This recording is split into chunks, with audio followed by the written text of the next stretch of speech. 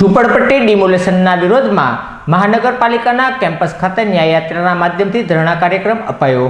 મહાનગરપાલિકા દ્વારા ગડેચી નદીના શુદ્ધિકરણના પ્રોજેક્ટ અંતર્ગત 800થી વધુ ઝૂંપડપટ્ટી ધારકોને નોટિસ બજાવવામાં આવી છે, જેના વિરોધમાં મહાનગરપાલિકા ખાતે ન્યાયયાત્રાના માધ્યમથી ધરણા કાર્યક્રમ આપી પોતાનો વિરોધ પ્રદર્શિત કરવામાં આવ્યો હતો।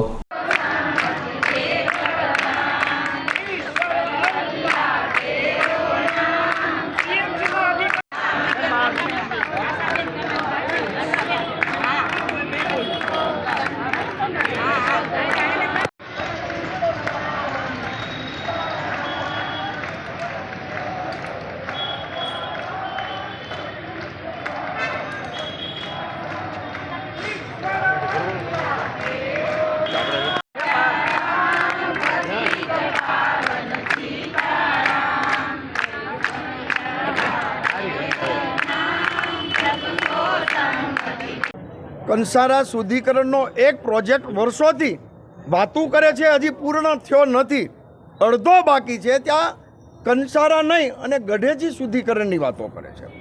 ભાવનગરનું ડેવલપમેન્ટ થતો હોય, વિકાસ થતો હોય, ભાવનગરના લોકો ગરીબ માણસો, મધ્યમ વર્ગના માણસો એની સાથે રહે, બહુ સાચી વાત છે અને અમે પણ સાથે છીએ, પણ હજારો લોકોના મકાન પાડી અને આપણે વિકાસ કરીએ એ બહુ વ્યાજબી નથી લાગતું। ઓલા કંસારામાં પહોળાઈ ઘટાડી દીધી। અગાઉ પણ માન્ય શક્તિસિંહજી ગોહિલ સાહેબ, જિગ્નેશ મેવાણી સાહેબ આવ્યા હતા। કમિશનર સાહેબે આ શાસકોએ કીધું હતું કે સકારાત્મક નિર્ણય અમે લેશું, ઓછું તૂટે, ઓછા મકાન પડે એવા નિર્ણય લેશું। એક નોટિસ આ ગરીબ માણસોને આપી દીધી, બીજી નોટિસ આપી 15 દિવસની મુદત આપી છે। ખબર નહીં આ લોકો શું કરવા બેઠા છે। આજ ભારતીય જનતા પાર્ટીની સરકાર દિલ્હીમાં ચૂંટણી રજનામામાં એમ કહે છે કે મફતનગરને અમે સરકારી આવાસ આપશું, તો અહીંયા તમને પેટમાં દુખે છે, અહીંયા કેમ નહીં?